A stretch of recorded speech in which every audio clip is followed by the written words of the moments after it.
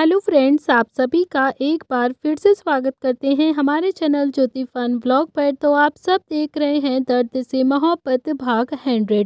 तो दोस्तों, इससे पहले इस कहानी के 99 भाग अपलोड हो चुके हैं चैनल पर। अगर आप सबने नहीं पढ़ा है तो ज़रूर पढ़ लीजिएगा। तो चलिए देखते हैं आप सब ने अब तक पढ़ा था। अरमान ने सुलगती हुई आंखों से अबीर को देखकर कहा कि अबीर, सच सच बताओ मुझे क्या हुआ था, वरना सच कहता हूँ अभी के अभी तुझे जान से मार दूंगा। समझा तू? तेरी दोस्ती के चक्कर में मैं अंशिका को किडनैप करके ले आया और तू है कि इस लड़की के साथ ऐसे घूम रहा है। तो वहीं वो लड़की जो अभी अरमान के गुस्से पर लट्टू हो चुकी थी। अब देखते हैं आगे इस कहानी में क्या होता है। तो अबीर तो अब अरमान के सामने अपना सलाइवा गटक रहा था। तो अबीर ने भी अपनी सफाई देते हुए कहा कि यार, आई एम सॉरी, मुझे माफ़ कर दे। मुझे नहीं पता था कि तू सच में इतना ज़्यादा सीरियस हो जाएगा। मैं तो ऐसे ही मजाक कर रहा था तेरे साथ। अरमान का गुस्सा तो अब बढ़ता जा रहा था। तो अरमान ने कहा कि तेरे मजाक के चक्कर में मैंने रूहान की बात को इग्नोर कर दिया, उसकी बात को मैंने मजाक में ले लिया। तेरे मजाक के चक्कर में मैं इसे लड़की को उठाकर ले आया और तेरे मजाक के चक्कर में मैं कल रात अच्छे से सो तक नहीं पाया। और अब तू यहाँ पर खड़ा होकर मुझे कह रहा है कि तू मजाक कर रहा था साले। इतना कहकर अभी अरमान ने एक पंच अबीर के मुंह पर और भी ज़्यादा जड़ दिया और फिर अबीर जो इस बार ज़मीन पर जाकर गिर पड़ता है। तो वहीं वो लड़की अबीर को पीटते हुए देख रही थी। उसे तो अभी कोई भी फर्क नहीं पड़ रहा था अबीर के इतना ज़्यादा मार खाने से। वो तो बस अरमान के चेहरे की बड़ी ही इनोसेंट नज़रों से निहार रही थी। तो अरमान ने भी अब एक बार फिर से अबीर को पॉइंट करके गुस्से से कहा कि अब मुझे बताएगा कि सच्चाई क्या है। तो अबीर अभी भी कुछ नहीं बोलता है, लेकिन अब अंशिका से भी रुका नहीं गया और उसने भी अपना भारी भरकम सा लहंगा उठाया और सीधा जाकर अरमान के सामने गुस्से से बोलती है कि मुझे कुछ भी नहीं पता है, मेरी शादी करो, कुछ भी करो, बस मुझे शादी करनी है, अभी के अभी मेरी शादी करो। मुझे शादी करनी है तो मतलब करनी है। मैंने इतना डिजाइनर लहंगा पहना है और मेरी शादी नहीं हो रही है। अब तो तुम्हारा ये दूल्हा खुद ही मंडप से भाग रहा है। मैंने तो सुबह से कुछ खाया भी नहीं है, भूखे पेट ही मंडप में बैठकर इस कंजर का इंतजार कर रही हूँ मैं। और ये कंजर है कि ये कह रहा है कि ये मजाक कर रहा है, इसे मेरे साथ शादी नहीं करना है। तो अरमान का दिमाग तो अब ऑलमोस्ट खराब हो ही चुका था। एक तो वो पहले ही अबीर ने उससे झूठ बोला था और उसे चीट किया था, ऊपर से अंशिका के तो ऐसे रिएक्ट कर रही थी जैसे कुछ हुआ ही नहीं हो। उसे बहुत ज़्यादा खुशी थी शादी की, बल्कि बच्चे की तरह वो ये कह रही थी कि मुझे शादी करनी है, जैसे उसकी फेवरेट डॉल उससे ले ली जाए और फिर बार बार उसे डॉल को लेने की जिद कर रही हो। तो अरमान तो अब हैरानी से बस अंशिका को ही देखे जा रहा था और फिर तभी अंशिका ने भी पलटकर अबीर की तरफ देखते हुए गुस्से से बोला कि अब तू सच बताएगा या फिर मैं सच बताऊं, बता जल्दी से। तो अरमान ने कहा कि अंशिका, अब तुम ही सच बता दो कि आखिर सच क्या है, इस पर तो अब मुझे बिल्कुल भी यकीन नहीं है। तो अंशिका ने भी अब अरमान की तरफ गुस्से से देखा और फिर धीरे से पूछा कि मुझ पर यकीन है क्या। ये सुनते ही अब अरमान ने एक सेकंड के लिए फ्रीज हो गया था और फिर अरमान उसे घूरने लगता है। अंशिका और अरमान एक दूसरे की आंखों में ही देख रहे थे। अंशिका को अब अपने जवाब का इंतजार था, तो वही अरमान को भी अब कुछ समझ में नहीं आ रहा था कि वो अंशिका से क्या कहे। उसने अभी फ्लो में ये बोल तो दिया था, लेकिन इसका मतलब तो उसे खुद भी नहीं पता था, उसने कुछ सोचा ही नहीं था। और कुछ सेकंड तक अब दोनों ही एक दूसरे की आंखों में देखते रहते हैं कि तभी अंशिका ने अपनी पलकें झपकाकर कहा कि मैं बताती हूँ अबीर किस टाइप का लड़का है। इतना कहकर तो अब अंशिका पलटकर अबीर को गुस्से से फिर से देखने लगती है और फिर अंशिका ने सबसे पहले मंडप में जल रही लकड़ी को उठाया और फिर अबीर की तरफ देखकर गुस्से से कहा कि हाँ तो अबीर, पहले तो ये बताओ कि मेरे 1 लाख रुपए कब दे रहे हो तुम। ये सुनते ही अब अबीर अपनी नजरें इधर उधर चुराने लगता है। तो वहीं अरमान की आंखें अब हैरानी से फैल गई थी। अब तो अंशिका से भी बर्दाश्त नहीं हुआ और उसने जलती हुई लकड़ी से अब अबीर को मारना भी शुरू कर दिया था। तो वहीं अब अबीर जो इधर उधर खुद को बचाने के लिए भागने की कोशिश कर रहा था, इधर उधर भाग रहा था, लेकिन अंशिका ने भी अब 3 से 4 बार उसकी कमर पर उसे जलती हुई लकड़ी से मार ही दिया था। और भी फाइनली अबीर भागता हुआ अरमान के पीछे आकर छुप जाता है और फिर रोने लगता है। तो अंशिका ने कहा कि अरमान, आगे से हटो, आज तो मैं इसे जला ही दूंगी। ये खुद को समझता क्या है, मेरे पैसे लेकर भाग गया, गायब हो गया और जब मैंने इससे अपने पैसे वापस वापस मांगे तो मुझे प्रपोज कर दिया इसने। प्रपोज किया तो किया, पूरे कॉलेज में इसने ढिंडोरा पीट दिया कि मैं इसकी गर्लफ्रेंड हूँ, मैं इससे शादी करने वाली हूँ। अगर मैंने अपने भाइयों को बता दिया ना कि आबिर मेरे साथ ये सब कुछ कर रहा है तो तुम्हें शमशान घाट में जिंदा गाड़ देंगे मेरे भाई, समझे तुम। तो वहीं अब आबिर को तो कुछ बोलना ही नहीं आ रहा था। वो चुपचाप से अरमान के पीछे खड़ा हुआ था। जो भी था अरमान आबिर का ही दोस्त था। वो जानता था कि अरमान उसे जरूर बचा लेगा। तो अरमान ने भी अब अंशिका के हाथ से वो जली हुई लकड़ी ले ली और फिर उसे साइड में फेंकते हुए कहा कि ठीक है, मैं बात करता हूँ, ये तुम बात बात पर ऐसे झांसी की रानी मत बना करो, ऐसे अच्छी नहीं लगती हो तुम। तो अरमान ने अभी आबिर की तरफ देखकर फिर से गुस्से में कहा कि अब सच सच बता दे क्या हुआ था। तो आबिर बोलता है कि अरमान, मैं अंशिका के साथ डेट पर जाना चाहता था, लेकिन इसने तो मुंह पर ही मना कर दिया मुझे, और फिर मुझे भी थोड़ा सा गुस्सा आ गया था। ऊपर से अपने दोस्तों के सामने ही मेरी इसने और भी ज्यादा इंसल्ट कर दी थी। और ये सुनते ही अब अंशिका ने भी पंच बनाकर आबिर को देखा और फिर गुस्से से बोली कि मैंने इंसल्ट की थी तुम्हारी? तुमने पूरे कॉफी शॉप में मेरा हाथ नहीं पकड़ा था क्या? बोलो तुम होते कौन हो मेरे हाथ पकड़ने वाले, वो भी सबके सामने। अरमान ने भी फिर से गुस्से में आबिर को देखकर कहा कि ठीक से बताओ क्या हुआ था अभी, नहीं तो तुम्हें अभी मैं खुद मारूंगा। तो आबिर ने भी अब तोते की तरह सब कुछ बोलना शुरू कर दिया था। आबिर ने कहा कि मैंने जब इसे डेट के लिए पूछा तो इसने मुझे साफ मना कर दिया, तो मुझे भी बहुत ज्यादा गुस्सा आ गया था और फिर मैंने भी धीरे धीरे इससे दोस्ती करना शुरू कर दिया।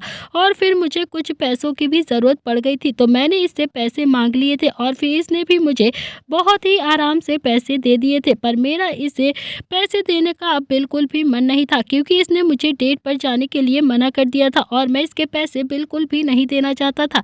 इसीलिए मैंने पूरे कॉलेज में ये कह के रखा था कि ये मेरी गर्लफ्रेंड है, और इसने भी ज्यादा रिएक्ट नहीं किया था, बल्कि मुझे और ज्यादा इग्नोर करने लगी। फिर मैंने इसे एक दिन प्रपोज किया और फिर इसे बहुत ज्यादा गुस्सा आ गया। इसने पूरे कॉलेज के सामने, मेरे दोस्तों के सामने मुझे जोर से थप्पड़ मार दिया और फिर पूरे कॉलेज के सामने मुझसे पैसे भी मांगने लगी। और सबको पता चल गया कि मैंने अंशिका से पैसे मांगे थे और मुझे काफी ज्यादा इंसल्ट फील हुई थी। इसीलिए मैंने मरने का नाटक किया। फिर तू और रोहन मुझसे मिलने के लिए हॉस्पिटल आ गए और फिर मैंने गुस्से में ये सब कुछ बोल दिया कि अंशिका ने मुझे चीट किया है, उसने मुझसे पैसे लिए हैं और मुझसे शादी करने के लिए मना कर रही है। अरमान ने भी गुस्से में कहा कि जब मैंने तुझसे कहा था कि मैं तेरी शादी अंशिका से करवा दूंगा, तब तो तू सच बोल सकता था ना। इस पर आबिर ने कहा कि हाँ तो मैं तो शादी करने के लिए बिल्कुल तैयार हूँ। और ये सुनते ही अब अंशिका ने एक पंच आबिर के मुंह पर फिर से मारकर गुस्से से कहा कि मैं तुझसे शादी करूंगी, तेरे जैसे लंगूर से तुमसे शादी करने से अच्छा है कि तुझे उल्टा लटका कर मैं समुद्र में ही फेंक दूं, समझा तू।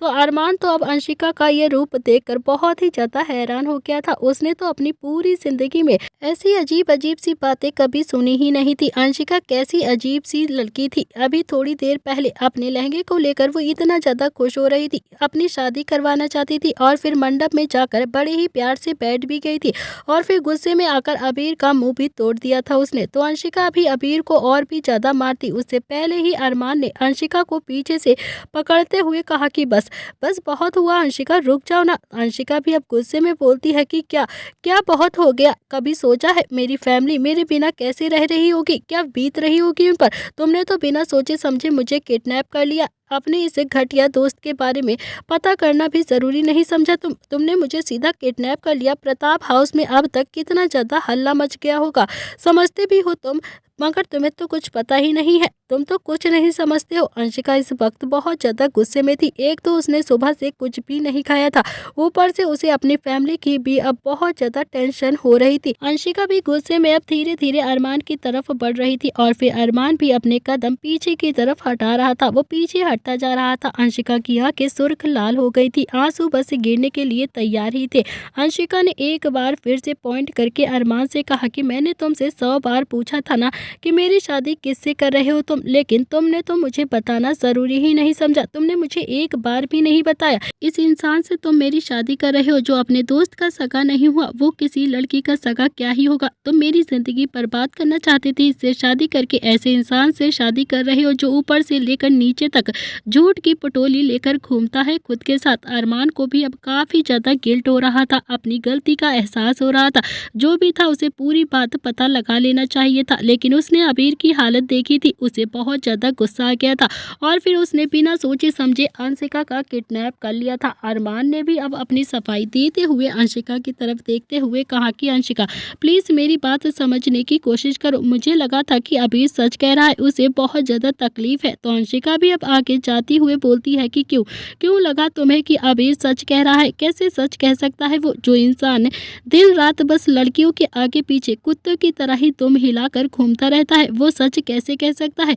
कैसे मान लिया तुमने इसकी बातों को? अभी देखा ना तुमने, अभी भी एक लड़की के साथ में ही था ये, तुम मेरे साथ ऐसा कैसे कर सकते हो? अरमान सच्चा देवा, तुम्हारी हिम्मत कैसे हुई ऐसा करने की? तुम्हें तो मैं छोड़ूंगी नहीं, जिंदगी भर नहीं छोड़ूंगी तुम्हें, याद रखना। अंशिका प्रताप सिंह नाम है मेरा, समझे तुम? तो अरमान अभी कुछ बोलता उससे पहले ही अंशिका ने मंडप में रखी हुई फूलों की माला ली और फिर उसे अरमान के गले में पहना दिया और फिर उसी माला से उसका गला घोटने लगती है और फिर वही अरमान जब अपना गला बचाने के लिए दोनों हाथों से माला को पकड़ने लगता है और फिर अभी पूरी प्रताप फैमिली भी पुलिस के साथ उस मंदिर के बाहर आ गई थी। वहां का नज़ारा देखकर पूरी प्रताप फैमिली भी काफ़ी ज़्यादा शॉक्ड में हो चुकी थी। इधर राठौड़ फार्म हाउस में इस वक्त जिया अभी भी स्नो वाइट के पास ही बैठी हुई थी, उसे अभी भी काफ़ी ज़्यादा टेंशन हो रही थी। तो जिया का मन अभी भी उसे छोड़कर जाने का नहीं कर रहा था, वो अभी तक बेहोश थी। तो जिया न जाने कितनी बार उसके माथे को चूम चुकी थी। जिया का दिल अब उस लड़की को देखकर बहुत ही ज़्यादा पसीज रहा था। तभी उस लड़की को धीरे धीरे अब होश भी आने लगा था। तो जिया ने अभी उस लड़की को देखा तो वो लड़की धीरे धीरे करके अपनी आंखें खोल रही थी, उसे होश आने लगा था। तो जिया के चेहरे पर भी एक बड़ी सी मुस्कुराहट आ गई थी उस लड़की को होश में आने देखकर। उसने एक बार फिर से उस लड़की के माथे पर अपना हाथ रखकर उसे प्यार से सहलाया और फिर उठकर बाहर की तरफ चली गई। तो बाहर अभी बंदरों की टोकरी अभी भी काफ़ी ज़्यादा टेंशन में इधर उधर चक्कर लगा रही थी। दोपहर हो गई थी, पांचों ने अभी तक कुछ नहीं खाया था, बस उस लड़की को ठीक होने की दुआ कर रहे थे। तो जिया ने भी आकर अभी उन सब पांचों को देखकर कहा कि उस लड़की को होश आ गया है, तुम सब भी देख सकते हो। और फिर ये सुनते ही पांचों इतना तेज से चिल्लाते हैं कि जैसे इंडिया का वर्ल्ड कप जीत गए हो। तो वहीं अब संकल्प और निर्भय तो अपने टेबल बजाने लगते हैं, बाकी तीन भी डांस करने लगते हैं। वो पांचों ही बहुत ज़्यादा खुश थे। उन पांचों को देखकर जिया के चेहरे पर भी हल्की सी मुस्कुराहट आ गई थी। तो वहीं पांचों तो अब अपनी ही मस्ती में नाच रहे थे।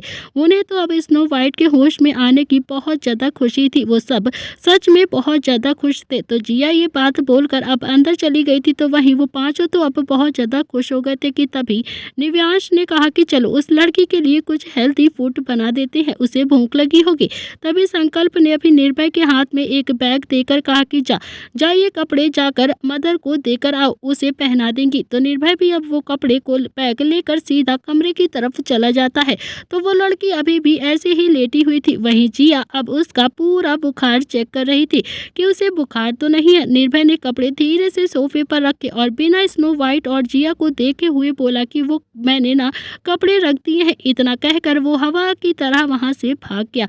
तो फिर पांचों ने अब किचन का रुख किया और फिर अपने अपने कुकिंग स्किल को दिखाने लगे। उन पांचों में से अभी किसी को भी कुछ भी बनाना नहीं आता था, बस निव्यांश को कस्टर्ड बनाना आता था, वो भी उसे दिशा ने सिखाया था जब वो थोड़ा सा बड़ा हो गया था। बाकी चारों तो बस वहाँ पर टाइम पास कर रहे थे, सोच रहे थे निव्यांश सबके लिए खाना बनाएगा। तो वही निव्यांश ने ऑलमोस्ट कस्टर्ड बना लिया था और कस्टर्ड भी उसने इतना बनाया था कि जितना बस स्नो वाइट ही खा सके। तो निव्यांश ने अभी कस्टर्ड को एक बाउल में रखा और फिर सबको देखकर थोड़ा एटीट्यूड के साथ बोला कि मेरा मुँह क्या देख रहे हो, मैंने बस स्नो वाइट के लिए ही बनाया है, बाकी तुम सब खुद ही बना लो, जो भी खाना हो मैं थोड़ी ना बना के दूंगा। और अगर नहीं बनाना आता है ना तो ये सलाद रखी है, इसे ही खा लेना। तो चारों तो अब हैरानी से बस निव्यांश को ही देख रहे थे। तो संकल्प से भी अब रहा नहीं किया और फिर उसने भी बोला कि क्या बात है, अभी तो भाभी परमानेंट भाभी बनी भी नहीं है और तुमने तो अपना रंग ही दिखाना शुरू कर दिया भाई, ये तो बहुत गलत बात है। सच कहते हैं दुनिया वाले कि भाई भाई लड़ने लगते हैं जब भाभी घर में आ जाती है। आपने तो आज प्रूफ भी कर दिया। तो निव्यांश ने भी घूर कर संकल्प को देखा और फिर बोला कि ज़्यादा ओवर एक्टिंग मत कर, समझा तू? तेरे डायलॉग मारने से मैं ये कस्टर्ड तुझे नहीं देने वाला हूँ, ये तो स्नो वाइट के लिए ही है और वही खाएगी। वैसे भी तूने सुना नहीं है जिया चाची ने क्या कहा था? उस लड़की ने कितने दिनों से कुछ भी नहीं खाया है, उसे अंदर से बहुत ज़्यादा कमजोरी है, ऊपर से पता नहीं किस राक्षस ने उसके साथ इतनी ज़्यादा मार पिटाई भी की है। ये बात बोलते हुए निव्यांश का दिल बहुत ही ज़्यादा दुख रहा था। तो संकल्प ने कहा कि तो मैं कौन सा कह रहा हूँ कि स्नो वाइट को मत खिलाओ, मैं तो बस ये कह रहा हूँ कि हमारे लिए भी थोड़ा सा बना देता, हम भी तो आखिर सुबह से भूखे हैं, हमने भी तो कुछ नहीं खाया है ना भाई। तो निव्यांश अभी संकल्प की बात का जवाब देता उससे पहले ही वहाँ पर जिया आ जाती है। तो जिया को देखते ही अब सब ने अपना मास्क जल्दी से ठीक कर लिया। तो जिया ने भी अब सबको देखकर कहा कि एक बैड न्यूज़ है तुम सबके लिए। और ये सुनते ही सबकी आंखें हैरानी से जिया पर आकर टिक जाती हैं। सबको थोड़ी सी टेंशन होने लगी थी। तो वही निव्यांश ने कस्टर्ड का बाउल अभी डाइनिंग टेबल पर रख दिया और सब जिया के बोलने का इंतजार कर रहे थे। तो जिया ने कहा कि वो लड़की बोल नहीं सकती है और ये सुनते ही पांचों के दिल की धड़कन एकदम से भागने लगती है। पांचों की स्पीड बढ़ रही थी। तो पांचों को तो अब अपने कानों पर यकीन ही नहीं हो रहा था। पांचों को ये अब स्नो वाइट पर बहुत ज्यादा तरस आ रहा था। तो पांचों भी ये बात समझ में आ गई थी कि हो ना हो उस लड़की को किसी ने बहुत ही बुरी तरीके से ट्रीट किया है और फिर उसके साथ निव्यांश को फंसा दिया है ताकि वो कुछ बोल ही ना पाए और फिर निव्यांश को कभी भी कुछ सच ना पता चल पाए। तो जिया ने भी जब सबके उतरे हुए चेहरे देखे तो वो भी बोलती है कि मगर परेशान होने से कुछ भी नहीं होगा, हम सबको हिम्मत से काम लेना होगा, ना हो तो तुम्हारे उदास चेहरे उस लड़की की बीमारी को ठीक कर सकते हैं और ना ही मेरे। तो दर्श ने कहा कि मदर क्या कर सकते हैं, लड़की बचपन से ही ऐसी है क्या? तो जिया ने कहा कि नहीं, कुछ भी नहीं कह सकते हैं, वो तो बस टेस्ट कराने के बाद ही पता चलेगा। लेकिन हाँ, मेरा एक्सपीरियंस कहता है कि उस लड़की को जानबूझकर गूंगी बहरी बनाया गया है ताकि वो ना कुछ बोल सके ना कुछ सुन सके। छोड़ेंगे नहीं साले को, नर्क के दर्शन करवा के ही दम लूंगा मैं। तो निव्यांश ने भी अब गुस्से में कहा। तो संकल्प ने कहा कि मदर वो लड़की ठीक नहीं हो सकती क्या? तो जिया बोलती है कि बिल्कुल हो सकती है ठीक। आजकल तो हर बीमारी का इलाज है ना, तो उसके लिए भी कोई ना कोई इलाज होगा। लेकिन हाँ, उसके लिए मुझे उस लड़की के बहुत सारे टेस्ट करने होंगे। टेस्ट के बेहाफ पे ही हम उसका ट्रीटमेंट कर सकते हैं, इसके अलावा और कोई ऑप्शन नहीं है। लेकिन उसके ट्रीटमेंट में बहुत ज़्यादा पैसा लगेगा। तो निव्यांश ने कहा कि मदर आप पैसे के लिए परेशान मत होइए, पैसे की टेंशन तो बिल्कुल भी मत लीजिए। आप बस ये बताइए कि इसका ट्रीटमेंट कब से शुरू करना है, कुछ भी करके इसका ट्रीटमेंट स्टार्ट कीजिए। तो जिया ने कहा कि अभी फिलहाल से इसे ठीक होने देते हैं, इसके खाने का अच्छे से ध्यान रखो, कोशिश करो कि हमेशा खुश रहे, सबके साथ में रहे। मैं अभी अपने सीनियर डॉक्टर से कंसल्ट करके अपॉइंटमेंट भी ले लेती हूँ, उसके बाद इसके टेस्ट करके इसका ट्रीटमेंट स्टार्ट कर सकते हैं हम सबके सब। तो निव्यांश ने कहा कि मदर जितनी जल्दी हो सके आप इस लड़की का ट्रीटमेंट कीजिए, मुझे तो अब बहुत ज़्यादा जल्दी है इसके ट्रीटमेंट की। तो जिया बोलती है कि तुम टेंशन मत लो, मैं बहुत ही जल्द इस लड़की के लिए सीनियर डॉक्टर से बात करूंगी और एक अच्छा सा डॉक्टर हायर करूंगी। लेकिन हाँ, मुझे अब जाना होगा, तुम इस लड़की का अच्छे से ध्यान रखना, अगर ज़रूरत होगी तो मुझे बताना, तो हम वापस से आपको बाइक पर किडनैप करके ले आएंगे, है ना मदर? तो संकल्प ने भी जिया की बात काटते हुए बीच में कहा। तो संकल्प की बात सुनकर अब जिया के चेहरे पर भी मुस्कुराहट आ गई थी। तो जिया भी संकल्प की तरफ देख के बोलती है कि अब मुझे घर जाना होगा। तो निव्यांश ने भी फिर से दक्ष की बाजू को पकड़ा, लेकिन इस बार दक्ष ने अपनी बाजू हटाकर निर्भय की बाजू उसके हाथ में पकड़ा दी और फिर निव्यांश ने निर्भय को आगे करते हुए कहा कि हाँ हाँ मदर, ये छोड़कर आएगा ना आपको, आप परेशान मत होइए, आप अकेली मत जाइए आपके घर पर, वैसे भी बहुत ज़्यादा रात होने वाली है। तो निर्भय तो अभी पहले से ही बहुत ज़्यादा डरता था। निर्भय ने भी कहा कि हाँ हाँ, मैं कैब करवा देता हूँ मदर, प्लीज़ आप कैब से चली जाएंगी ना? इतना कहकर अभी उसने पलट कर निव्यांश की ओर देखकर अपने हाथ जोड़ लिए, जैसे वो कहना चाहता हो कि प्लीज़ प्लीज़ यार, मैं अकेला नहीं पिटूंगा, प्लीज़ मुझे मत भेजना इनके साथ। तो जिया ने कहा कि हाँ हाँ ठीक है, मैं कैब से चली जाऊंगी, लेकिन हाँ तुम सब प्लीज़ कुछ खा लेना, तुम लोगों ने कुछ नहीं खाया है ना, मैं भी देख रही हूँ कि तुम सब ने अभी सुबह से कुछ भी नहीं खाया है। और हाँ, तभी निव्यांश ने बोला कि लेकिन खाया तो आपने भी कुछ नहीं है ना, आप बैठिए, आप भी कुछ खाकर जाइए। आइए प्लीज़, हमारे कहने से आप भी कुछ खा लीजिए। तो जिया ना करती उससे पहले ही निव्यांश ने जिया को सोफे पर बैठा दिया और फिर जो कस्टर्ड उसने स्नो वाइट के लिए बनाया था वो कस्टर्ड जिया के सामने रखते हुए कहा कि प्लीज़ मदर खा लीजिए ना, मैंने बहुत ही प्यार से बनाया है, हमारी वजह से आप भी बहुत ज़्यादा परेशान हो गई हैं। तो जिया भी फिलहाल कुछ भी खाना नहीं चाहती थी, लेकिन उन पाँचों ने जिया के साथ ज़बरदस्ती करते हुए उसे ना चाहते हुए भी वो कस्टर्ड खिला दिया था। तो कस्टर्ड खाने के बाद निर्भय और संकल्प दोनों ही जिया को फार्म हाउस के बाहर तक छोड़ने के लिए आ गए थे। तो दोनों ने ही अब 1 सेकंड के लिए भी अपना मास्क नहीं उतारा था और फिर थोड़ी देर के बाद कैब भी आ जाती है। तो संकल्प ने भी अब कैब का गेट खोला और फिर जिया कैब के अंदर बैठ गई। इतने में ही निर्भय ने ड्राइवर से जाकर कहा कि मेरी मदर है, ठीक से घर पर छोड़ना इन्हें, समझा तू, और हाँ आराम से गाड़ी चलाना, धीरे धीरे लेकर जाना। तो ड्राइवर ने भी हाँ में अपनी गर्दन हिला दी और फिर संकल्प ने ड्राइवर से कहा कि अगर कुछ भी गड़बड़ की ना तूने तो सच कहता हूँ 0 रेटिंग दूंगा तुझे, समझा तू, इसीलिए अच्छे से छोड़कर आना मदर को इनके घर पर। तो ड्राइवर ने फिर से हाँ में अपनी गर्दन हिला दी। तो वहीं जिया उन दोनों को देखकर अभी मन ही मन बहुत ज़्यादा मुस्कुरा रही थी और फिर उसने खुद से अपने मन में ही कहा कि जो भी है इनके माँ बाप ने इनकी परवरिश तो बहुत ही अच्छे से की है, बहुत अच्छे संस्कार हैं इनके अंदर। एक अनजान लड़की के लिए कोई इतना नहीं करता है जितना कि ये पाँचों कर रहे हैं। बेचारों ने तो सुबह से कुछ खाया भी नहीं है, इतने ज़्यादा अच्छे लड़के आज के ज़माने में नहीं होते हैं। ये सब कुछ याद करके जिया ने भी फिर से कहा कि आप जाकर पाँचों कुछ खा लेना, ओके, और फिर उस लड़की को भी खिला देना। तो संकल्प और निर्भय ने भी हाँ में अपनी गर्दन हिलाई और फिर ड्राइवर गाड़ी लेकर वहाँ से चला गया। तो वहीं निव्यांश और उसके चारों भाई अब बाहर ही खड़े हो रहे थे। तो किसी को भी अब अंदर जाने की हिम्मत नहीं हो रही थी।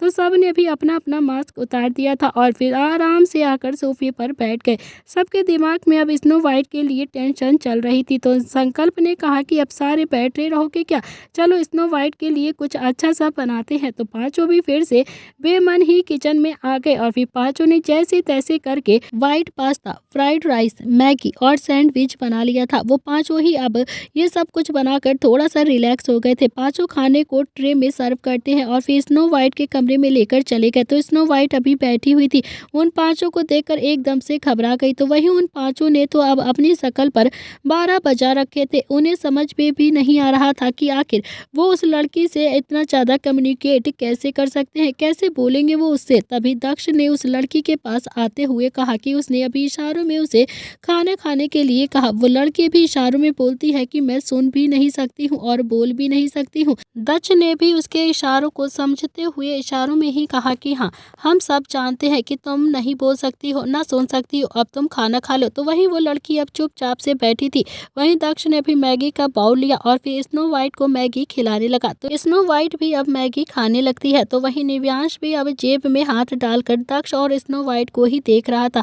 निव्यांश को अब कहीं ना कहीं स्नो वाइट पर बहुत ज़्यादा तरस आ रहा था। निव्यांश को एक बात तो समझ में आ गई थी कि कहीं ना कहीं ये लड़की दक्ष की बात को अच्छे से मानती भी है। तो वहीं दक्ष ने भी सारी मैगी स्नो वाइट को ही खिला दी थी। तो दक्ष ने भी पलट कर देखा तो बाकी तीनों भी फ्राइड राइस, सैंडविच और वाइट पास्ता खा रहे थे। तो दक्ष ने भी निर्भय के हाथ पर मारकर कहा कि अबे तुम तीनों अभी से ही लग गए, पहले स्नो वाइट को तो खाने दो, इसे खा लेने दो, फिर खा लेना तुम सबके सब। तो संकल्प ने कहा कि यार ये ना 10 की मैगी सारी की सारी खा गई है। धैर्य बोलता है कि अब मैगी 10 की नहीं 14 की आती है, समझा तू। तो निर्भय बोलता है कि तो क्या हुआ, 14 की मैगी सारी खा गई है ना।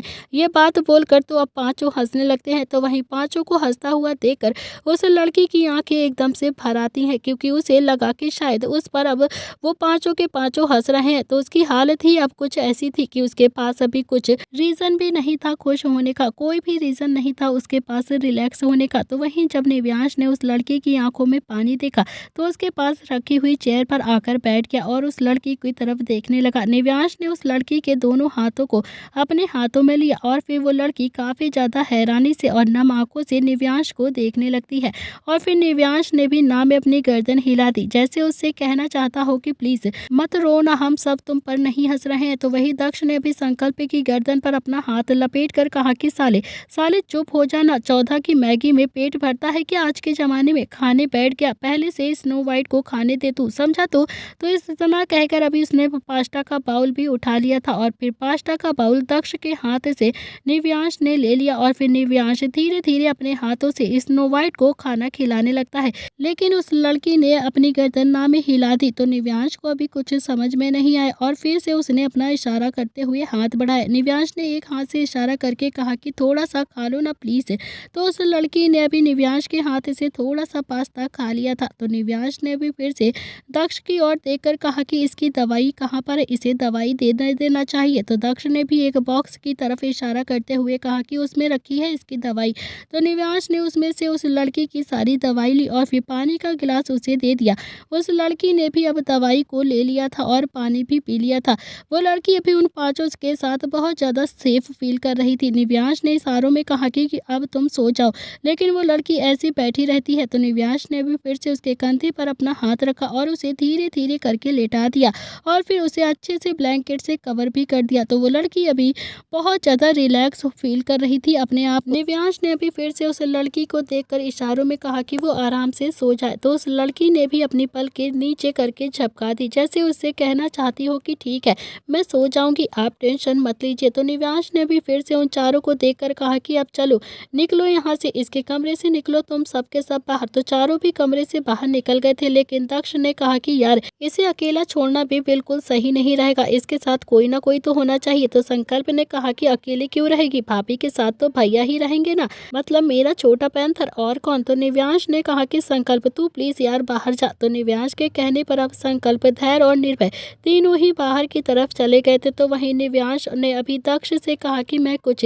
समझा नहीं हूँ यार, तू कहना क्या चाहता है, मुझे साफ साफ बता। तो दक्ष बोलता है कि यार तू इसकी हालत देख रहा है ना, कैसी है इसकी हालत, तुझे नहीं लगता है कि हम में से किसी ना किसी को एक को तो यहाँ पर रहना ही चाहिए इसके साथ, इसे कोई भी चीज़ ज़रूरत पड़ से सकती है ना। तो निव्यांश ने कहा कि ठीक है, तो मैं यहाँ पर सोफे पर सो जाता हूँ। तो दक्ष ने कहा कि हाँ, लेकिन इतनी गहरी नींद में मत सोना यार। तो निव्यांश ने भी हाँ में अपनी गर्दन हिला दी। तो निव्यांश अभी उस लड़की को ये बताना चाहता था कि वो भी इसी कमरे में इसी सोफे पर सोएगा, ताकि वो अकेले में डर ना जाए, उसे किसी भी चीज़ की ज़रूरत पड़े तो वो उसे बता सकती है।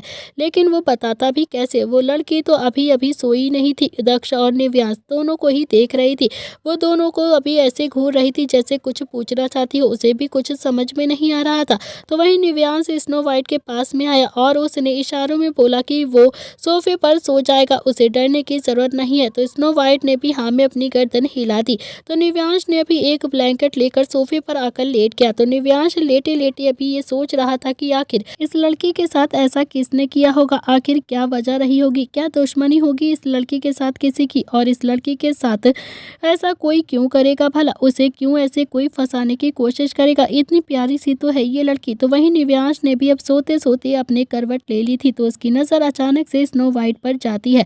तो स्नो वाइट अभी पूरे तरीके से ब्लैंकेट से कवर थी, लेकिन उसका चेहरा अभी ब्लैंकेट से बाहर था, वो तो अभी बेफिक्र होकर सो रही थी। स्नो वाइट ने अपनी आंखें बंद की हुई थी। तो निव्यांश आज स्नो वाइट को पहली बार देख रहा था इतने करीब से। तो निव्यांश ने अब जाकर उस लड़की को ध्यान से देखा था। उस लड़की की बड़ी बड़ी सी पलकें थी, गोरा गोरा सा रंग था, पतले पतले से गुलाबी सुर्ख होंठ थे, सुनहरे से बाल थे। वो लड़की सच में बहुत ही ज्यादा खूबसूरत थी, इतनी खूबसूरत थी कि जैसे उसके साथ खूबसूरती भी कम लगती हो। तो निव्यांश उस लड़की को बहुत ही गौर से देखता हुआ सो जाता है। तो वहीं दूसरी तरफ पूरी प्रताप फैमिली अभी मंदिर में पहुंच गई थी। उस समय से अभी अंशिका और अरमान को ही देख रहे थे। तो रुद्र और नील की आंखें तो हैरानी से फैल गई थी, उन्हें तो अपनी आंखों पर यकीन ही नहीं हो रहा था कि वो सच में क्या देख रहे हैं। तो अंशिका भी जिस हिसाब से तैयार हुई थी, तो कहीं से भी वो ऐसा नहीं लग रहा था कि उसके साथ कोई भी जबरदस्ती की होगी, ऐसा लग रहा था कि शायद वो अपने मन से शादी कर रही है। नील और रुद्र ने अभी जब अंशिका को देखा तो अंशिका ने भी अरमान के गले में माला को लपेटा हुआ था, और ये देखकर तो रुद्र ने भी गुस्से से चिल्लाते हुए कहा कि अंशिका, अंशिका ये क्या कर रही हो तुम। तो अंशिका के कानों में जब रुद्र की आवाज़ आती है तो उसने पलटकर पीछे की तरफ देखा, तो उसकी खुशी का तो ठिकाना ही नहीं रहा। वो बहुत ज़्यादा खुश हो जाती है कि उसकी फैमिली उसे बचाने के लिए आ गई है। उसके पापा, बड़े पापा और निहाल और शुभ वहीं पर मौजूद थे। तो अंशिका ने कहा कि क्या क्या कर रही हूँ मैं, इसे जान से मार रही हूँ पापा, ये मुझे किडनैप करके यहाँ पर लेकर आया है। और इतना कहकर अंशिका फिर से माला जोर से अरमान के गले को दबाने लगती है माले से। और फिर तभी वहाँ पर खड़े हुए कुछ लोग उन दोनों परिवारों को जानते थे, उन दोनों की फोटो क्लिक कर लेते हैं, और फिर देखते ही देखते वो फोटो पूरे राजस्थान में वायरल हो जाती है। ऐसा लग रहा था था कि जैसे अरमान और अंशिका दोनों ही मंदिर में भागकर शादी कर रहे हैं और कुछ ही देर में उन फोटो पर बहुत सारे कमेंट्स भी आना शुरू हो जाते हैं।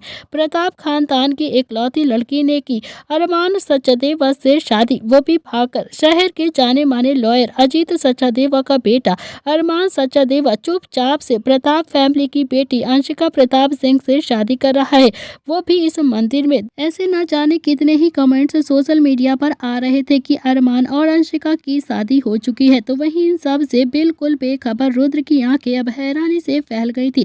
तो रुद्र भी अब थोड़ा सा गुस्से में आगे आया और फिर उसने अपना एक हाथ अंशिका को मारने के लिए ऊपर की तरफ उठाया, लेकिन अरमान ने उसका हाथ पीछे से पकड़ लिया। अंशिका तो अभी हैरानी से रुद्र को ही देख रही थी।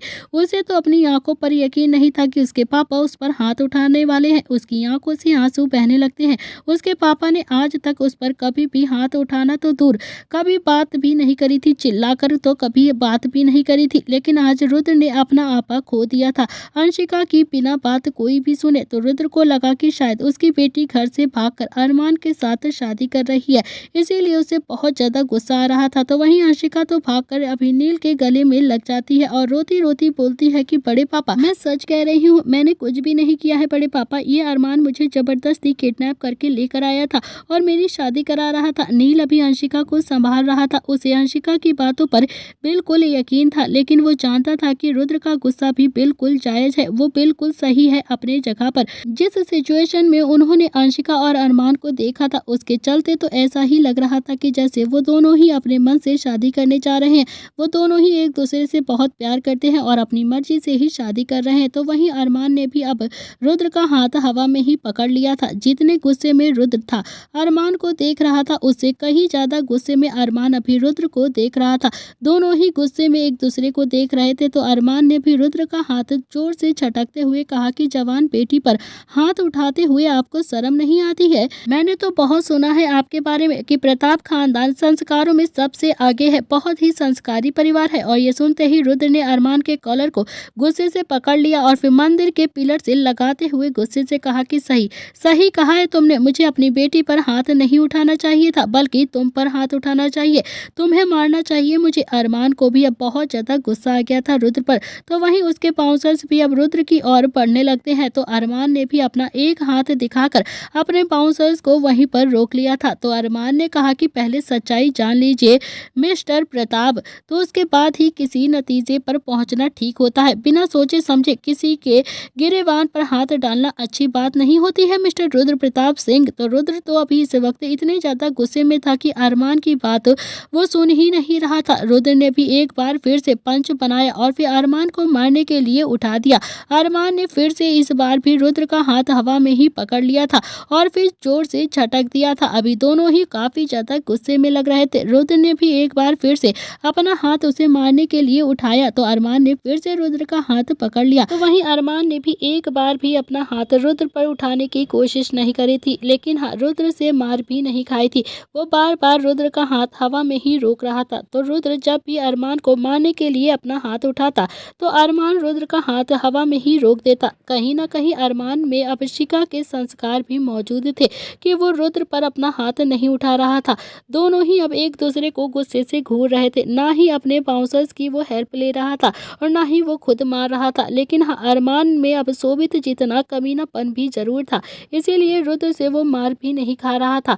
तो वहीं नील ये सब कुछ देख रहा था और कहीं ना कहीं कुछ समझने की कोशिश कर रहा था। नील को इतना तो समझ में आ गया था कि जो भी हो, अरमान में भी संस्कार अभी है। तभी उसने पलटकर एक बार भी रुद्र पर वार नहीं किया, जबकि उसके हाथ को ही हवा में रोका। तो नील ने भी शुभ की तरफ देखकर और फिर शुभ ने भी ना में अपनी गर्दन हिला दी। तो नील ने भी फिर से निहाल की तरफ देखा तो निहाल भी अपने पैर पटकते हुए बोलता है कि यार एक दो मारने दो ना प्लीज। नील अभी दांत पीसता हुआ बोलता है कि वो अरमान सचदेवा है, एक भी नहीं खाएगा और ना ही एक मारेगा, समझा तू? जाकर पकड़ के लेकर आ रुद्र को। लेकिन अगर उसने रुद्र को एक भी मार दिया ना तो हमारी इज्जत का फालूदा जरूर हो जाएगा, इसीलिए कह रहा हूँ जाकर रुद्र को ही पकड़ कर लेकर आ। तो निहाल भी अब थोड़ा सा एटीट्यूड के साथ बोलता है कि और तुम्हें क्या लगता है कि अगर रुद्र ने एक खा लिया तो अरमान जिंदा बचेगा क्या? रुद्र भी उसे छोड़ेगा नहीं, तू क्या रुद्र को भूल गया है क्या? तो नील ने भी अब निहाल के सिर को पकड़कर हिलाते हुए कहा कि अबे जाना यार, पकड़ के ला उसे, इतना ज़्यादा डायलॉग क्यों मार रहा है? तू भी ना अपने हरकतों से बाज नहीं आएगा। ये सिचुएशन क्या है कि जो तू डायलॉग मारने की सोच लेता है? घर चलते हैं, फिर करते हैं इस मसले पर बात। तो निहाल अभी रुद्र की तरफ बढ़ा तो नील ने अभी शुभ को देखकर कहा कि अब तू यहाँ पर क्या कर रहा है? जा जा, उसे अकेले से नहीं हैंडल होगा, तू भी जा उसके साथ, उसे पकड़ कर लेकर आ। तो शुभ भी अब निहाल के पीछे पीछे चला गया। तो शुभ और निहाल दोनों ही अब रुद्र को पकड़ कर वहां से लेके आने की कोशिश करते हैं। तो वहीं रुद्र का गुस्सा तो जैसे आज आसमान को छू रहा था। निहाल और शुभ दोनों ने ही महसूस किया कि रुद्र ने अभी कितने ही सालों से गुस्सा नहीं किया था। वो किसी के साथ गुस्से से बात तक नहीं करता था, लेकिन आज तो रुद्र जैसे रुद्र रूप में ले रहा था। तो निहाल और शुभ ने भी जैसे तैसे करके रुद्र को पीछे से पकड़ लिया, लेकिन अरमान ने भी कोई भी रिएक्ट नहीं किया था। वो बस अभी रुद्र को ही देख रहा था। रुद्र ने भी गुस्से में कहा कि छोड़, आज इसे बताता हूँ मैं, इसकी हिम्मत कैसे हुई मेरी बेटी से शादी करने की, उसे यहाँ पर किडनैप करके लाने की। इस पर तो अरमान ने कहा कि मैं आपकी बेटी से शादी नहीं कर रहा था, मैं क्यों करूँगा आपकी बेटी के साथ शादी। रुद्र ने भी चिल्लाते हुए गुस्से से कहा कि तो क्या कर रहे थे तुम मेरी बेटी के साथ इस मंडप में, बताओ मुझे। तो अरमान ने भी दांत पीसते हुए कहा कि मिस्टर रुद्राक्ष प्रताप सिंह, इतने बुरे दिन नहीं आ गए हैं मेरे कि मैं आपकी बेटी से शादी करूंगा, समझे आप? मैं क्यों करूंगा आपकी बेटी से शादी? अगर शादी ही करनी होगी तो किसी ढंग की लड़की के साथ शादी करूंगा। एक तो पागल है ये, पागल से नहीं करूंगा मैं, समझे आप? आपकी बेटी को तो पागल खाने में अवार्ड मिलना चाहिए, अवार्ड। आपकी बेटी बिल्कुल भी नॉर्मल लड़कियों जैसी नहीं है, बहुत ही पागल है वो। जाकर अपनी बेटी का इलाज करवाइए आप।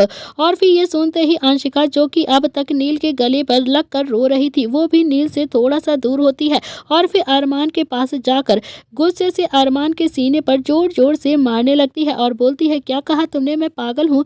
लेकिन हाँ, कमाल की बात यह थी कि अरमान ने एक बार भी उसे नहीं रोका था और फिर चारों ही भाई ये नोटिस भी कर रहे थे। जहाँ अरमान ने रुद्र को खुद को टच भी नहीं करने दिया था, तो वहीं अंशिका ने तो आज अरमान के सीने पर न जाने कितने ही पंच मार दिए थे, वो भी जोर जोर से, मगर अरमान ने उसे टच तक नहीं किया था। अंशिका अब तक बहुत ज्यादा रोकर चुप हो गई थी। अंशिका फिर से अरमान को देखकर गुस्से में बोलती है कि तुम पागल, तुम्हारा पूरा खानदान पागल, सब पागल है, रोहान भाई पागल नहीं, नहीं रोहान भाई पागल नहीं है, वो तो बहुत अच्छे हैं।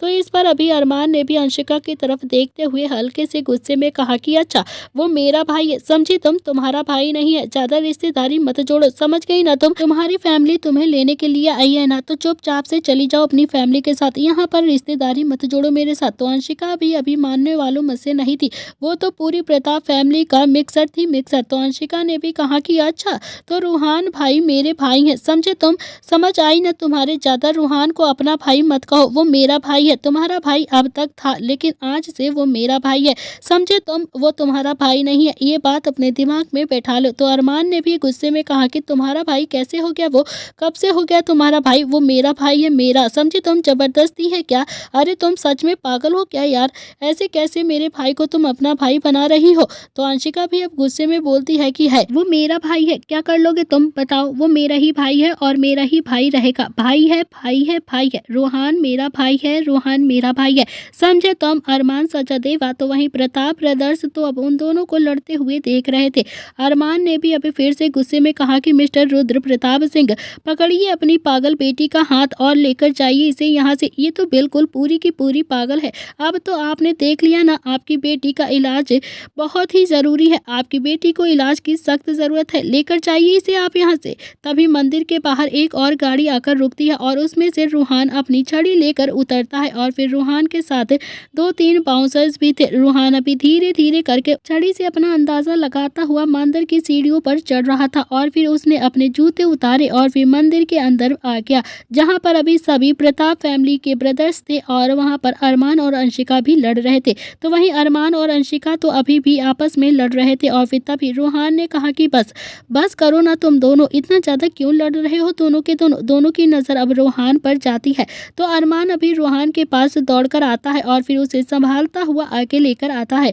तो वहीं चारों भाई अभी रूहान को ही देख रहे थे, एक सेकंड के लिए भी अब चारों की नज़र रूहान से हट ही नहीं रही थी, वो चारों ही अब रूहान पर ही गौर से देख रहे थे। तो वहीं रूहान अभी अरमान के सीने पर एक हाथ रखकर उसे हल्का सा रब करते हुए बोलता है कि क्यों इतना ज़्यादा गुस्सा कर रहा है तू? क्या ज़रूरत है इतनी ज़्यादा गुस्सा की करने की? बोल क्या हुआ है? एक तो तूने मेरी बात नहीं मानी और ऊपर से इतना ज़्यादा गुस्सा भी कर रहा है तू, पागल तो नहीं हो गया है क्या? तुझे बिल्कुल बिल्कुल भी फिक्र नहीं है मेरी क्या। तो अरमान ने भी फिर से कहा कि रोहन, एक तो मुझे अबीर ने झूठ बोल दिया यार, और ऊपर से ये पागल लड़की ये कहती है कि तू इसका भाई है, मेरा भाई नहीं। अब तू ही बता तू किसका भाई है। अंशिका ने भी अब रूहान की बाजू को पकड़कर बहुत ही एटीट्यूड के साथ कहा कि भाई भाई आप एक बात बताओ मुझे, जल्दी से बताना, आप मेरे भाई हो ना या फिर इसके। तो सुबह ही मैंने आपके साथ भाई बहन वाला रिश्ता बनाया था ना, बताइए आप इसे पागल लड़के को जिसे आप अपना भाई बताते हो, बताओ जल्दी से इसे कि आप मेरे भाई हो, इसके भाई नहीं हो। तो रूहान ने कहा कि हाँ मैं तुम्हारा भाई हूँ। तो अरमान को भी अब बहुत ज़्यादा गुस्सा आ गया था और फिर वो भी गुस्से से बोलता है कि रूहान ये क्या पागलपन है यार, तुम इसके भाई हो या फिर मेरे भाई हो, तुम एक ही दिन में इसे अपनी बहन बना कर बैठे हो और मैं तुम्हारा कुछ भी नहीं लगता। क्या मैं तुम्हारा भाई नहीं हूँ क्या। ये मेरे सामने इतनी ज़्यादा अकड़ कर कैसे बोल सकती है कि तुम इसके भाई हो, मेरे भाई नहीं हो, ये तो बहुत गलत बात है या ना। तो तुम तो मेरे भाई हो, कान खोल कर सुन लो, तुम समझे, तुम मेरे भाई हो, मेरे ही भाई रहोगे। तो रूहान का तो अब दिमाग पूरी तरह से खराब हो चुका था। आखिर वो दोनों ही एक छोटी सी बात को लेकर कितना ज्यादा झगड़ रहे थे आपस में, दोनों ही अपने भाई को बनाने की कोशिश कर रहे थे। दोनों भी फिर से पूरी तरह से लड़ने लगते हैं एक दूसरे से। तो वहीं रूहान ने अब दोनों पर गुस्से से चिल्लाते हुए कहा, बस शट अप, बस बहुत हो गया है तुम दोनों का, मैं दोनों का ही भाई हूँ, बहुत हुआ, कुत्ती बिल्ली की तरह ऐसे लड़ रहे हो तुम, शर्म नहीं आती है कि दोनों को दोनों। तभी रूहान ने भी फिर से अरमान की तरफ देखकर कहा कि यार मैंने तुझे कहा था ना कि अबीर पर यकीन नहीं कर, मत कर उसकी बात पर यकीन, वो झूठ बोल रहा है, मगर तूने मेरी एक बात भी नहीं मानी। तो अरमान अभी थोड़ा सा नॉर्मल लहजे में बोलता है कि यार गलती हो गई है मुझसे। तो अरमान ने भी फिर से आसपास अपनी नज़र घुमाई तो अबीर वहां से भाग चुका था। तो अरमान ने भी हल्के से गुस्से में कहा कि साला भाग गया, छोड़ूंगा नहीं मैं इसे, बस मिल जाए एक बार। तो रूहान ने फिर से कहा कि भागता नहीं तो क्या करता वो, तू खुद की अकल का तो इस्तेमाल करता ही नहीं है, तेरे पास खुद का भी तो दिमाग है, उसे तू क्यों नहीं लगाता है। मुझे आजकल ऐसा क्यों लग रहा है कि अंशिका के मामले में तू कुछ ज़्यादा ही बिल्कुल अकल का इस्तेमाल करना भूल गया है, तुझे तो कुछ याद ही नहीं रहता है अपनी बातों का। तो वहीं अभी चारू प्रताप ब्रदर्स खड़े हुए ये सोच रहे थे कि क्या अजीत सचादेवा के दो बेटे थे कि तभी रूहान ने भी अब अंशिका की तरफ अपना चेहरा घुमाया और फिर थोड़ा सा नॉर्मल और प्यार के लहजे में बोला कि अंशिका इसकी तरफ से मैं माफ़ी मांगता हूँ तुमसे, प्लीज़ प्लीज़ इसे माफ़ कर दो बेटा, मैं ऐसे आइंदा से कभी भी नहीं करने दूंगा इसे। तो सच में अबीर ने हमें ही झूठी कहानी सुना दी थी जिस वजह से ये तुम्हें किडनैप करके ले आया था और इसे बहुत बड़ी गलतफहमी हो गई थी। देखो तुम्हारा भाई तुम्हारे सामने हाथ जोड़ रहा है ना, तो प्लीज़ माफ़ कर दो इसे। लेकिन अंशिका ने भी रूहान के हाथ पर हाथ रखकर कहा कि भैया भैया आप हाथ क्यों जोड़ रहे हो, आप प्लीज़ मुझसे माफ़ी मत मांगो ना, इसे बोलो कि ये मुझसे हाथ जोड़कर माफ़ी मांगेगा क्योंकि गलती इसने की है, इसने मुझे किडनैप किया है।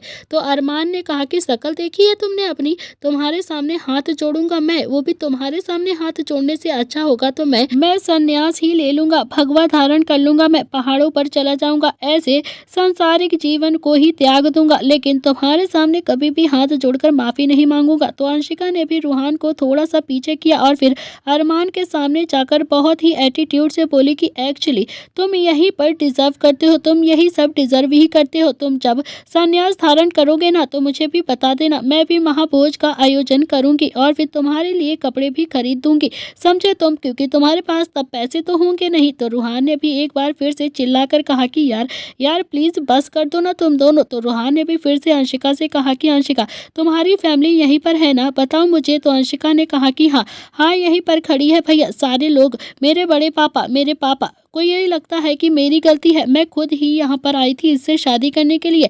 रूहान ने कहा कि अंशिका तुम मुझे अपनी फैमिली के सामने लेकर चलो। तो अंशिका ने अभी रूहान का हाथ पकड़ा और फिर अपने पापा और बड़े पापा और चाचू और फूफा के सामने लेकर आ गई। तो वहीं वो चारों तो अब तक रूहान को ही बस देखे जा रहे थे, उन चारों के दिमाग में बस एक ही बात घूम रही थी कि क्या अजीत सचादेवा के दो बेटे थे, क्योंकि वो तो बस एक ही बेटे को जानते थे जिसका नाम था अरमान सचादेवा, लेकिन अजीत सचादेवा का तो बस एक ही बेटा था और एक बेटी थी, वो अब तक इसी कंफ्यूजन में ही मौजूद थे। तो वहीं नील अभी पूरे ध्यान से रूहान को ही देख रहा था। तो रूहान की शक्ल अभी कुछ कुछ रुद्र से भी मिलती जुलती थी और फिर नील के मन में एक सेकेंड के लिए एक ख्याल आता है कि क्या ये हमारा खोया हुआ बेटा हो सकता है, क्या ये हमारा ही खून है जो हमारे सामने है। इतने में ही अब रूहान की आवाज़ उन चारों के कानों में गई, आप सब प्लीज़ अंशिका को गलत मत समझिए, इसकी गलती नहीं है, इसमें ना गलती मेरे भाई की है। उसने ही इसे एक गलतफहमी के जरिए किडनैप कर लिया था। मैं आप सबसे हाथ जोड़कर विनती करता हूँ, आप सबसे माफ़ी मांगता हूँ, प्लीज़ मेरे भाई को माफ़ कर दीजिए। आइंदा से कभी ऐसा नहीं करेगा। इस मामले को यहीं पर ख़त्म कर दीजिए प्लीज़। आप अपनी बेटी को अपने घर ले जा सकते हैं।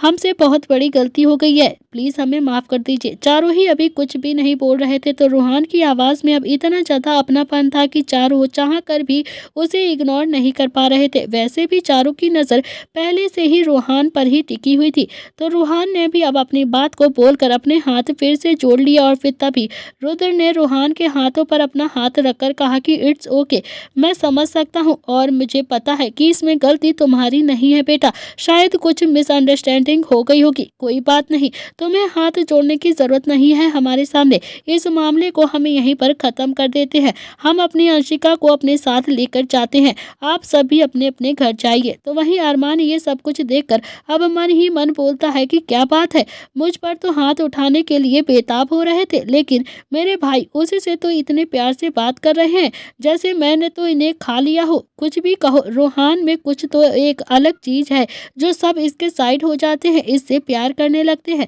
तो वहीं प्रताप ब्रदर्स भी अब अंशिका को लेकर वहां से जा रहे थे।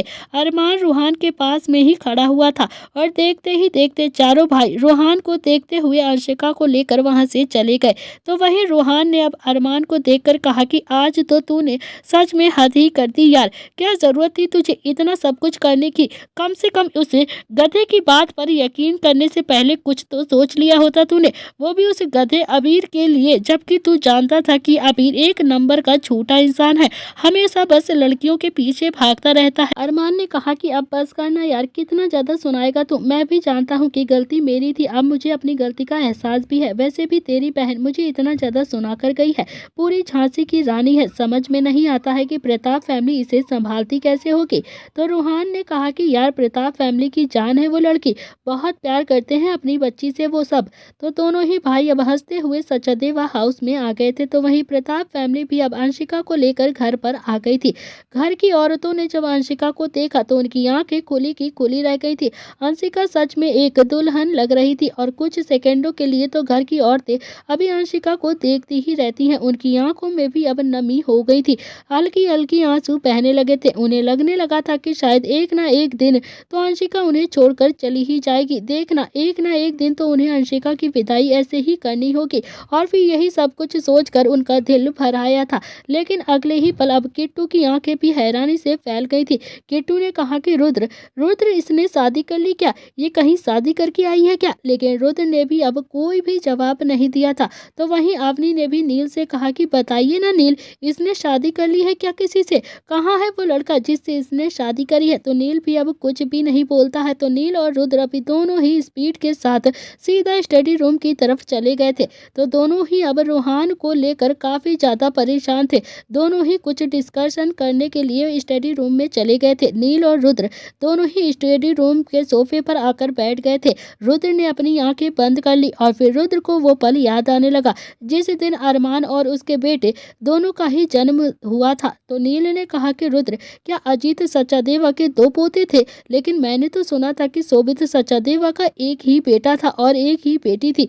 यार कितना ज्यादा कंफ्यूज हूँ मैं, कुछ समझ में नहीं आ रहा है। शोभित सचादेवा भी पता नहीं कहाँ पर है, कहाँ चला गया है आखिर। वो यहाँ पर होता तो शायद हमें हमारे बेटे के बारे में कुछ तो पता चलता। और अजीत सचादेवा भी इस हालत में नहीं है कि हम उससे जाकर पूछ लें। अरमान और रूहान शायद ही उन दोनों को कुछ तो पता होगा। तो रुद्र ने भी कहा कि नील, काश जय और वीरू हमारे साथ में होते तो अब तक हमें सच्चाई का पता चल जाता और हमें सब कुछ पता होता कि आखिर हमारा बेटा कहाँ है और किसके पास है। नील ने कहा कि हाँ हाँ जानता हूँ यार, लेकिन क्या करूँ, दोनों ही हमारे साथ में नहीं है। मुझे लगता है कि हमें एक बार जय से बात करनी चाहिए, क्या पता तो जय हमारी कुछ भी मदद कर दे, क्योंकि वो हमारे लिए कभी भी गद्दारी तो नहीं कर सकता। तो रुद्र ने कहा कि मुझे नहीं लगता है कि वो अब हमारी मदद करेगा। अचानक ही अब नील के दिमाग में एक आइडिया आया है और फिर नील ने रुद्र को देखा और फिर रुद्र ने नाम में अपनी गर्दन हिला दी। तो नील ने कहा कि इसके अलावा हमारे पास कोई भी दूसरा ऑप्शन नहीं है, हमें ये ऑप्शन करना ही पड़ेगा, तुझे मेरा सपोर्ट करना ही पड़ेगा, समझा तू? तो दोस्तों क्या कहा है नील ने और क्या समझ गया है रुद्र? क्या रूहान प्रताप फैमिली का खोया हुआ बेटा है? क्या अरमान और अंशिका की लव स्टोरी आएगी ट्रैक पर। दोस्तों अब कहानी बहुत ही ज़्यादा इंटरेस्टिंग होने वाली है, तो प्लीज़ कहानी को बिल्कुल भी मिस मत करिएगा। कल आपको पता चलेंगे कुछ राज जिसके लिए आप थे बहुत ज़्यादा बेकरार, तो प्लीज़ कल का एपिसोड मिस बिल्कुल भी ना करिएगा। आज के लिए इतना ही, मिलते हैं इस कहानी के नेक्स्ट एपिसोड में।